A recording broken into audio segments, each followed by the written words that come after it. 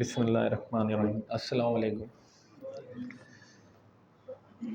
मेरे अज़ीज़ो, आज का जो मुझे मौजू दिया गया है that is educations and current issues and their problems, और उसको कुरान और हदीस के ज़रिए से हम आज समझेंगे। जैसे कि कुरान के अंदर जैसे एक वर्ड आया है अल फाइजून, यानी क़यामत के दिन सक्सेस होने वाली कौम के लिए एक वर्ड है अल फाइजून। और वो कौन होंगे? वो होंगे ईमान वाले। अब अल फाइजून जो वर्ड है ये किसी एक फ़र्द की बात नहीं करता है, वो बात करता है पूरी कौम की। बार बार के ये कौम कामयाब होंगे, ये कौम ऐसे करेंगे, ये कौम वो करेंगे। तो यहाँ पे एजुकेशंस को हमको दो टॉपिक से रिलेट करना पड़ेगा। एक your personal responsibility and your collective responsibility. ये दो एंगल से, दो पर्सपेक्टिव से हमें इसको समझना पड़ेगा। कुरान के सूरह अल राद आयत 13-11, बिस्मिल्लाहिर्रहमानिर्रहीम, युगैरि मा बिकौमिन हत्ता युगैरि मा अनफुसिहिम। तो अल्लाह ताला फरमाते हैं कि अल्लाह वो कौम की हालत नहीं बदलता जब तक कि वो खुद अपनी हालत ना बदले। अभी जैसे कि यहाँ पे हालत बदलने वाला कौन है? खुद अल्लाह है। और यहाँ पे अल्लाह ताला आपको मैसेज देना, यू वांट टू चेंज, कुछ चेंज करना चाहिए, बदलाव लाना चाहिए। अब बदलाव लाने वाली बहुत सारी चीज़ें हैं, जैसे कि बुरी आदतों की हो सकती है, अपनी सोच की हो सकती है, अपने नीयत की हो सकती है, और अपने एजुकेशन सिस्टम में जो कलेक्टिव रिस्पॉन्सिबिलिटी उसकी भी हो सकती है। अब ये कुरान की आयत तो आ गई। वो कौन कह रहा है? वो खालिक व मालिक कह रहा है, जो हमें पालता है, हमें इल्म देता है, हमें रिस्क देता है, हमारा प्रोटेक्शंस करता है, वो पूरी कायनात का कंट्रोल अपने हाथ में रखता है। वो खुदा हमें ये बैलेंस कर रहा है, कि भाई युग इरिमा अनफुसिहिम। तो ये अगर ये सब चीज़ें अगर हम चेंज करेंगे तो क्या होगा? What will happen? तो हमारी किस्मत, हमारी डेस्टिनी, हम जो चाहते हैं वो क्या होंगे? हम कामयाब होंगे। कहाँ पे कामयाब होंगे?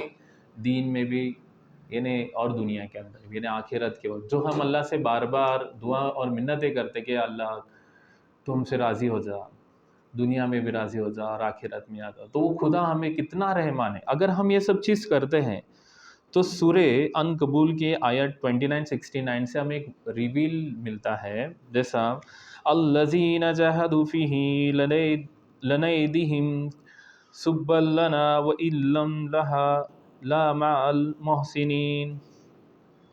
अगर इंसान खुद बदलने की कोशिश करता है तो अल्लाह उसकी मदद करता है। तो फर्स्ट वर्ड से हमें सूरे यहाँ पे सूर्य अल रात से ये समझ में आया कि हमें चेंज करने की हिदायत दी गई है। और सूर्य अनकबूल से हमें ये चीज़ समझ में आती है कि अगर आप चेंज करना चाहते हो तो अल्लाह आपकी क्या करेंगे? रास्ते के अंदर मदद करने वाला है। यानी आप वजाहदू फीना लनहदियन्नहुम सुबुलना, अल्लज़ीना जहादू फीना लयहदियन्नहुम सुबुलना सुबलना व इन्नल्लाहा ला माअल मुहसिनीन। व इन्नल्लाहा लमाअल मुहसिनीन। अच्छा, जज़ाकल्लाह। तो अगर इंसान खुद बदलने की कोशिश करता है, माज़रत चाहते हैं, हम आयत गलत पढ़ ली, तो अल्लाह उसकी मदद फरमाता है। तो यहाँ पे दो आयत से हम रिलेट करेंगे कि एक जगह हमें चेंज करने की हिदायत दी जा रही है और दूसरी जगह हमें अल्लाह की मदद 100% नहीं, वहाँ पे मिलने वाली है। ठीक है? तो ये दो आयत, दो चीज़ों को हम रिलेट कर सकते हैं। फिर जैसे कि एक आयत अभी फ़िलहाल इससे पहले की 10 आयत में भी आई, सूरह अल-अलक़, इक़रा बिस्मिकल रब्बिकल लज़ी ख़लक़, पढ़ो अपने रब के नाम से जिसने तुम्हें पैदा किया। अब यहाँ पे बिस्मिल्लाहिर्रहमानिर्रहीम के, यानी रब के नाम से स्टार्ट करना है, और पढ़ना आपको हिदायत दी गई है। पढ़ना क्या है? दीन भी पढ़ना है आपको और दुनिया भी पढ़ना है। तो यहाँ से एक हदीस हमें एक मिलती है कि जैसे प्रोफेट मोहम्मद सल्लल्लाहु अलैहि वसल्लम ने इल्म हासिल करना हर मुसलमान मर्द और औरत पर फ़र्ज़ किया। यहाँ पे एक वर्ड आ गया फ़र्ज़। ठीक है? तो हमें ये अभी कैसा इल्म हासिल करना है? क्या डे बाय डे रूटीन के ऊपर हो गया? क्या हमें कुरान की कम से कम 5 पेजेस कंपल्सरी पढ़ने हैं ट्रांसलेशन के साथ? यानी हमारी लाइफ के अंदर कोई भी एक दिन, कोई भी एक डे आपका ऐसा सिंगल नहीं आना चाहिए जिसके अंदर आपने नॉलेज गेन नहीं किया। कब तक करना है ये सारी चीज़ें? जब तक आप इन यानी हम जब तक आपके ज़हन, आपका तवाज़ुन अच्छा रहे, तब तक ये सारी चीज़ें आपको डे बाय रूटीन में ये करती रहनी है। फिर आप सल्लल्लाहु अलैहि वसल्लम ने सही मुस्लिम की एक हदीस से हमें ये मालूम पड़ता है कि जो इल्म की राह पर चलता है, अल्लाह जन्नत की राह उसे आसान फरमा देता है। तो ओवरऑल ये सारे चीज़ों से एक चीज़ मैं बताना चाहता हूँ कि education is more important in current scenario. Education हमें पढ़ना एजुकेशंस के लिए। कुछ लोग समझते हैं कि एजुकेशंस कौन सा, तो it's related only religious educations, तो नहीं। इसका मतलब है हमें दोनों एंगल से हमें सोचना है कि एजुकेशन ये दीन और दुनिया दोनों का एजुकेशन हमें इल्म यहाँ पे हासिल करता है। It's only for the boys और द गर्ल्स, तो यहाँ पे लड़का और लड़की, यहाँ पे कोई भी सिनारियो की बात नहीं की गई। एजुकेशन इज मस्ट कंपलसरी हो गया।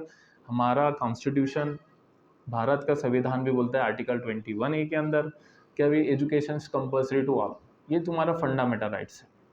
कुरान भी ये बता रहा है, इट्स योर फंडामेंटल राइट्स कि आपको पढ़ना है, ठीक है।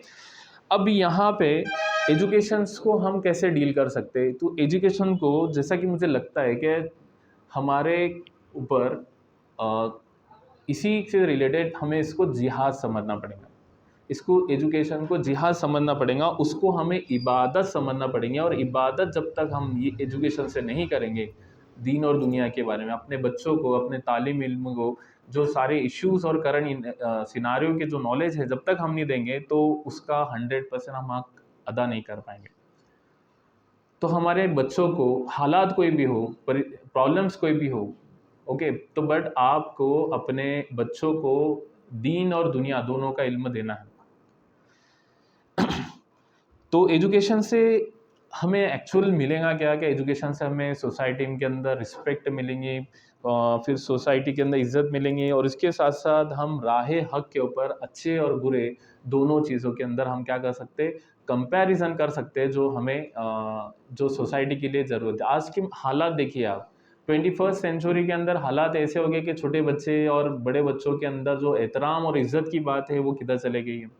तो यहाँ पे दीनी एजुकेशन से इम्पोर्टेंस रोल आ जाता है कि यहाँ पे पेरेंट्स की टीचिंग इंपॉर्टेंस आती है। बट अगर आप सिर्फ दीन के ऊपर उसको इम्पोर्टेंस देंगे तो फिर वो जब बड़ा होगा, जब वो इंडिपेंडेंट सिचुएशन में आएगा, तो उसको वो टाइम में हमें उसको करंट सिनारियो के रिलेटेड में एजुकेशन देना ज़रूरी है। अभी 21st सेंचुरी के अंदर AI टेक्नोलॉजी आया था, जब कंप्यूटर आया था तो बहुत सारे लोगों ने उनको अपोज किया था, क्या आपको ये कंप्यूटर बहुत सारे लोगों की जॉब खा लेगा, ये सारी बातें की जा रही थी। तब भी जब आप देखो, जब कंप्यूटर का जनरेशन आ गया तो कितने सारे लोगों को जॉब मिले। अभी AI का दौर है, अभी बहुत सारे ऐसे कॉम्पिटिटिव एग्ज़ाम्स है जिसके अंदर हम हमारे बच्चों को एजुकेशन से डील करा सकते, सिखा सकते, समझा सकते। अब यहाँ पे जापान की अगर बात बोले तो जापान में देखिए 100% लिटरेसी रेट है मेरे भाइयों।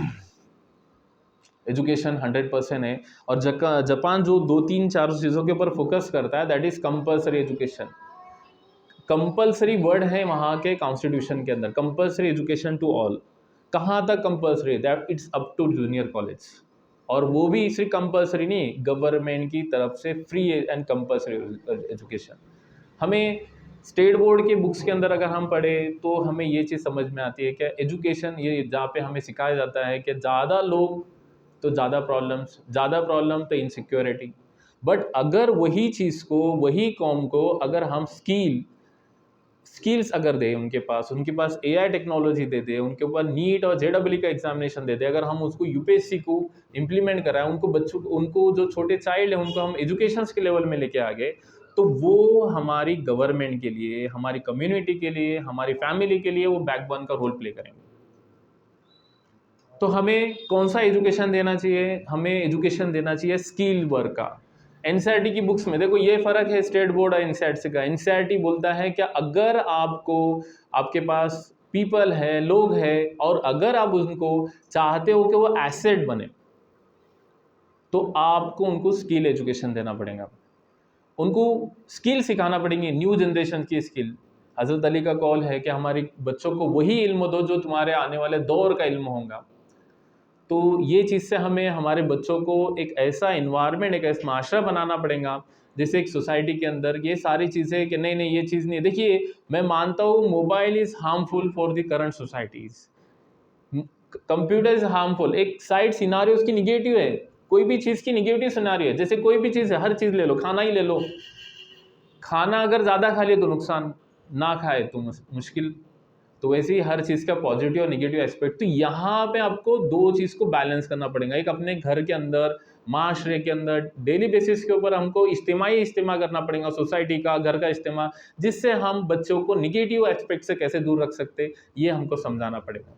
और सेकेंड चीज़, जैसे कि वो बच्चा वो सोसाइटी के अंदर जाता है तो उसको अर्न करने के लिए, उसको पैसा कमाने के लिए सोसाइटी की स्किल्स चाहिए, तो वो स्किल्स वो यूटिलाइज कर सकता है। तो हमें ये दोनों चीज़ें घर पे बैलेंस कर सकते हैं। तो यहाँ पे आपको बात करनी है दीन और दुनिया दोनों को बैलेंस करने की, दोनों के एजुकेशन को इंपॉर्टेंस देने की। तो जापान ने कंपल्सरी एजुकेशन कर दिया टिल जूनियर कॉलेज, फ्री और कंपल्सरी एजुकेशन। हम गवर्नमेंट ऑफ इंडिया से भी डिमांड करते हैं, हमारा 21 आर्टिकल ये बताता है कि अप टू 6 to 8 तक हम फ्री और कंपल्सरी एजुकेशन देंगे। तो हम, हमारा राइट्स है, हम गवर्नमेंट से डिमांड कर सकते हैं सारी चीज़ों की। दूसरी चीज, जापान जो फोकस करता है, जापान क्या हो गया था, हिरोशिमा नागासाकी के ऊपर फैटमैन लिटिल बॉय करके 2 बॉम्ब गिरे थे, पूरा तबाह हो गया था, इकोनॉमी पूरी खत्म हो गई थी। वो सिचुएशंस के अंदर जापान ने अपने आप को रिवोक किया, अपने आप को उठाया, और उसने सबसे पहला इंपॉर्टेंस दिया कि एजुकेशन के अंदर उसने लाया अपनी लाइफ के अंदर डिसिप्लिन, सहाबा की डिसिप्लिन, पंचुअलिटी, जो हमें नमाज सिखाती है, ऑन द टाइम हमें नमाज पढ़नी है, ओके। तो ये सारी चीज़ें, तो अभी डिसिप्लिन के अंदर अगर बात बोले तो उन्हें टाइम वैल्यू, साफ सफाई, टीम वर्क, ये सारी चीज़ें सिखाई जाती है। और सबसे आफ्टर पेरेंट्स, वहाँ की गवर्नमेंट जो इम्पोर्टेंस रोल बताती है वो दैट इज़ रिस्पेक्ट और टीचर्स की रिस्पेक्ट सिखाती है। और लास्ट में वहाँ पे जापान जो फोकस करता है दैट इज स्किल वर्कफोर्स। तो आज जापान की टेक्नोलॉजी देखिए, जापान की मशीन देखिए, जापान के एजुकेशन सिस्टम देखिए, on the basis of education society भी डेवलप हो गई, समाज भी डेवलप हो गया, कंट्री भी डेवलप हो गई। तो एक ऐसा एजुकेशन, एक ऐसा मादा है, डे बाय डे आपको लाइफ के अंदर ये पर्सनली करना भी है, बच्चों को भी करवाना है, ये सारे। तो यहाँ पे मसला आता है, मनी का मसला आता है बहुत सारे। तो हम लास्ट में वो इश्यूज़ को भी थोड़ा थोड़ा डिस्कस करेंगे जैसा कि वक्त रहेगा। तो फिर हज़रत अली का एक कॉल हम अगर देखते हैं कि भी पैसे से बेहतर इल्म है, क्योंकि इल्म तुम्हारा प्रोटेक्शंस करेगा, इल्म तुम्हारा प्रोटेक्शंस करेगा, और पैसा जो है उसका प्रोटेक्शन तुम्हें करना पड़ेगा। तो यहाँ पे आज के डे बाय डे के अंदर, जैसे हमारे कौम, अल्लाह ताला ने हर कौम को आजमाया, ये कौम के अंदर भी अल्लाह आजमाना चाहता है पैसों से हमें। क्या हर कोई बंदा चाहता है कि मेरे पास कितना पैसा आ जाए, मैं कितना बड़ा अमीर बन जाऊँ, मेरे कैसे मसले हल हो सकते हैं। टिल वो, उसकी जो सोच है वो कब तक ख़त्म नहीं होने वाली, तब तक जब तक वो कब्र ना जाए। तो ग्रीडी वाला इंसान हो गया, यानी आज का हमें आजमाया जाएगा, अल्लाह ताला किससे पैसे से आजमा देगा। तो यहाँ पे हज़रत अली की कौल, जिन्हें इल्म का भंडार किया जाता था, नॉलेज यूनिवर्सिटी कहाँ जाती थी, उन्होंने यहाँ पे बात की कि इल्म is better than money, educations.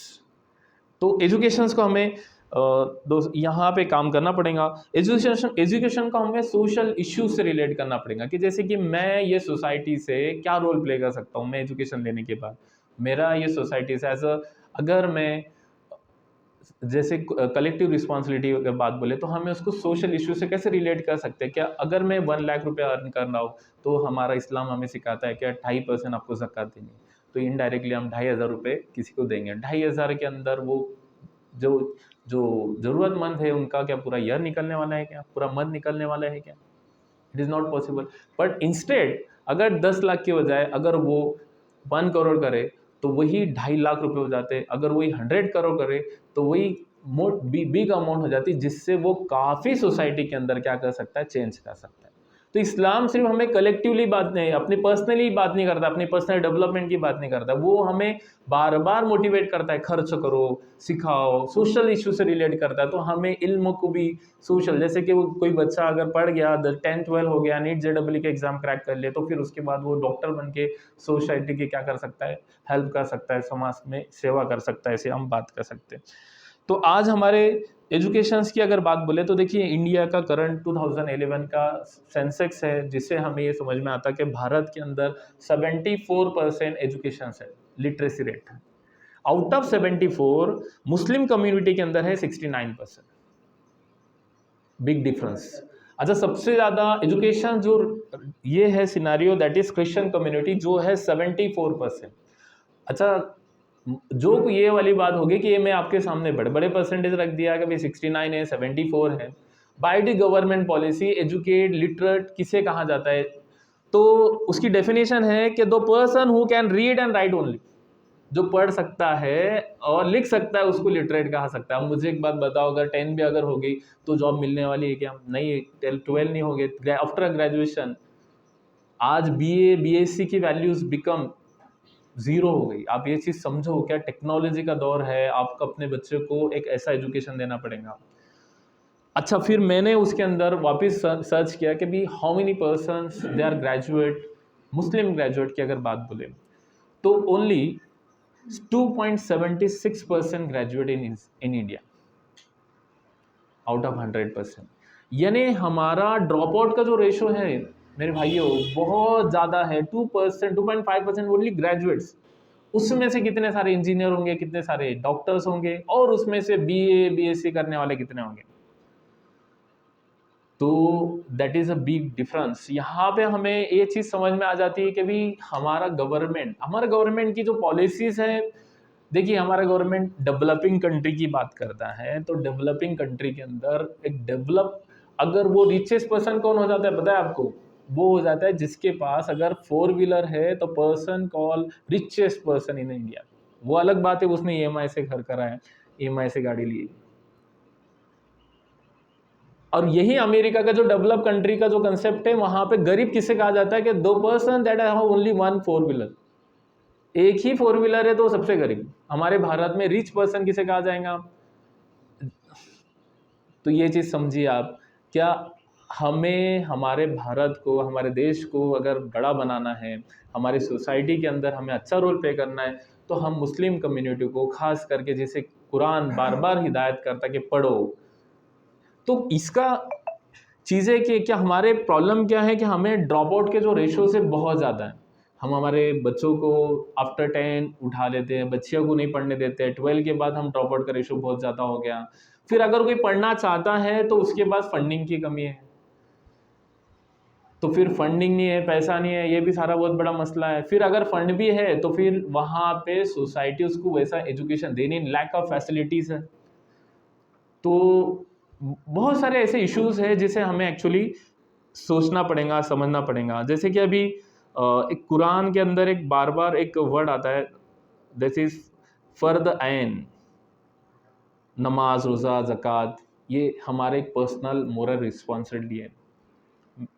वैसे ही अगर एक दूसरी बात आती है, जैसे कि हमें कलेक्टिव रिस्पॉन्सिबिलिटी कहाँ करनी है, जैसे कि और एक है फ़र्द कियाफ़ा, यानी कलेक्टिव रिस्पॉन्सिबिलिटी। फ़र्द ऐन के अंदर हमने बहुत बार स्पीच के अंदर ये बात सुनी होंगी कि हमें 5 चीज़ें 6 चीज़ें करना कंपल्सरी है, हमारी पर्सनल रिस्पॉन्सिबिलिटी है। हमें फ़र्द कियाफ़ा कुरान से, ये हदीसों से ये चीज़ साबित होती है कि जैसे कि अस्पताल बनाना, स्कूल बनाना, बुनियादी स्कूल बनाना, गरीबों और अनाथों की जो बच्चे होंगे उनकी मदद करना, फिर जिहाद करना, फिर अगली पीढ़ी को, आने वाली जो जनरेशन है उनको एजुकेट करना।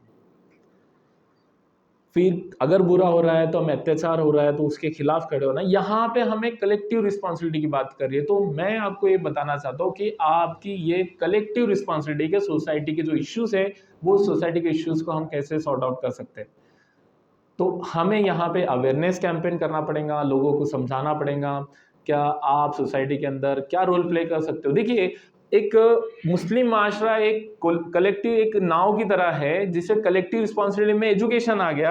अगर सोचो, क्या अगर वो बंदा एजुकेशन ना ले तो हमें क्या हो सकता है? हम तो हमारे पर्सनल लेवल के ऊपर एजुकेशन हम हमारे बच्चों को कर ले रहे, बिकॉज मोस्ट ऑफ दी मेरे फ्रेंड जो है सारे लिटरेट लोग हैं, सारे एजुकेटेड पर्सन है। तो पर मैं ये चाहता हूँ कि यहाँ पे जो नाव है, नाव के अंदर एक सुराग भी अगर हो गया तो वो क्या हो जाएंगी? डूब जाएंगी। तो ये हमारी कलेक्टिव रिस्पॉन्सिबिलिटी के आ गया। तो इसलिए मैंने पहला ही वर्ड आपको बताया था, अल फाइगून, यानी वो कौम जो फला पा गई, है ना। तो यहाँ पे फला पा गई यानी आपकी पर्सनली और कलेक्टिवली रिस्पॉन्सिबिलिटी को दोनों को सामने रखकर हमें काम करना पड़ेगा, अवेयरनेस बढ़ाना पड़ेंगे, हमें फंडिंग अवेलेबल करना पड़ेगी। किसी को बच्चों को हम क्या कर सकते हैं, अडॉप्ट कर सकते हैं रिलेटेड टू एजुकेशन। तो ये सारे चीज़ों को फिर अडॉप्ट कर, फिर मदरसे का हम जिम्मेदारी ले ले, एजुकेशन की जिम्मेदारी ले ले, बुक्स की जमात इस्लामी हिंद, ये सारे लेवल के ऊपर काम करिए। स्टूडेंट ऑर्गेनाइजेशन जो है ये बच्चों के अंदर एजुकेशन जो कैसा होना चाहिए करंट का, उससे रिलेटेड बार बार उन्हें पुशअप्स करती है। तो हाँ, हम रिलेटेड देखिए कोई भी जो चीज़ है, जैसे सूरह अल इमरान के अंदर हमें ये चीज़ समझ में आती है क्या, तुम एक ग्रुप बनाओ जो भलाई का और बुराई से रोके और अच्छे काम का हुक्म दे, वही लोग सफलता पाएंगे। आयत 104 सूरह अल इमरान। तो यहाँ पे भी आपको वही बात बता रही है, नहीं कुरान जो हाकिम है, जो अल्लाह है, वो ये बात हमें बताता है कि देखिए वो भी पढ़ो। उसके बाद ये आपकी कलेक्टिव रिस्पॉन्सिबिलिटी है। फिर हमारे ड्रॉप आउट के जो रेशियोज उन्हें समझो, उनके इश्यूज समझो, उनको सॉर्ट आउट कैसे कर सकते हैं, उनके लिए फ़ंड कैसे अवेलेबल कर सकते हैं हम, उन्हें सोसाइटी के अंदर क्या चेंज ला सकते हैं हम, इसके लिए हमें काम करना होगा। तो यहाँ पे आप ये बात, जैसे कि मैंने आपको करंट सिनारियो की बात बताई, तो मेरे अजीज़ों में सिर्फ इतना ही दरख्वास्त करना चाहता हूँ कि भाई एजुकेशन को हमें इबादत समझना पड़ेगा, जिहाद समझना पड़ेगा। और करंट के सिनारियो के अंदर अभी आज का जो दौर है उसके अंदर हम हमारे बच्चों को, हमारी आने वाली जनरेशन्स को कितना अच्छा एजुकेशन दे सकते हैं, इसके लिए हमें कोशिश करना पड़ेगी। और ये कोशिश सिर्फ हमारे पर्सनल लेवल तक ना रहे, ये हमारी कलेक्टिव रिस्पॉन्सिबिलिटी रहेगी। इतना मैं बोल के मेरे 2 लफ्ज़ जो हैं ख़त्म करता हूँ। जज़ाकल्लाह खैर। अस्सलाम वालेकुम। मैं अल्लाह से दुआ करता हूँ कि अल्लाह ये कौम को 100 दीन और दुनिया का एजुकेशन दे और एक ऐसी कौम बनाए जो लोगों को भलाई का हुक्म दे। जज़ाकल्लाह।